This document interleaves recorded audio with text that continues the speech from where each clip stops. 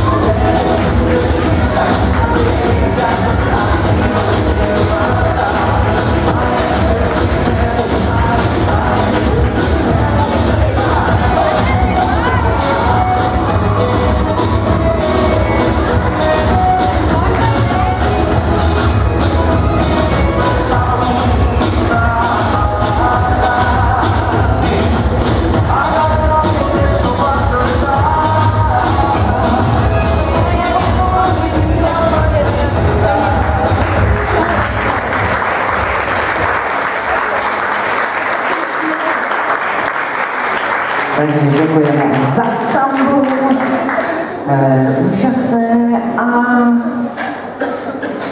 máme tady už výsledkovou listinu kategorie junioři 2 v latinsko-amerických tancích a po skončení finále kategorie juniorů 1 se na vyhlášení výsledku připraví páry s čísly 1, 21 a 33.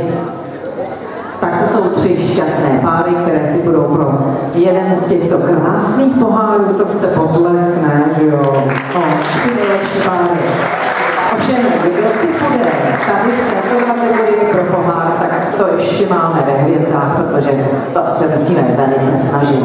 Třeba teď v tomto tanci, co přichází. Držím palce. Čau, čau. Marty, hrdě. Yeah.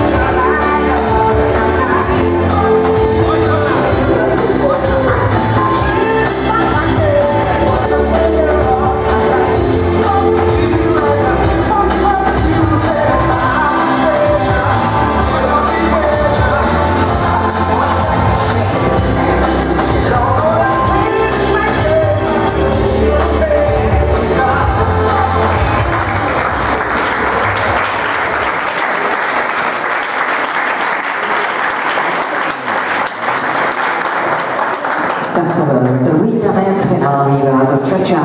A ještě jednou připomínám, že jste zváni 24. a 25.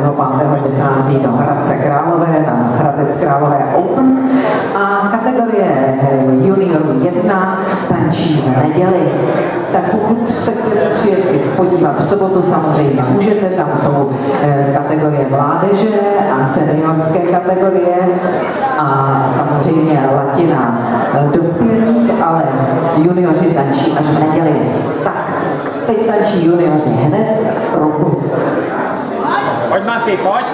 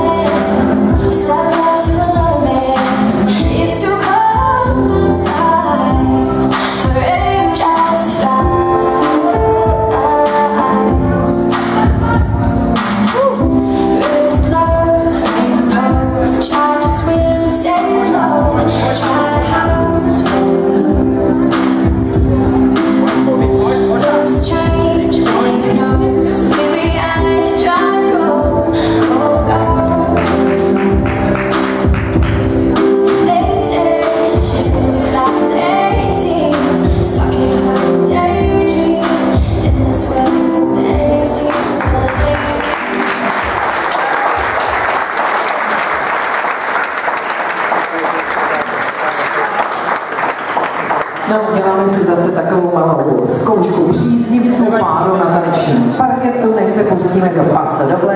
Tak, kdo tady fandí páru s číslem 6? Jsou to Tomáš a Natálie, a taneční škola Plamínek.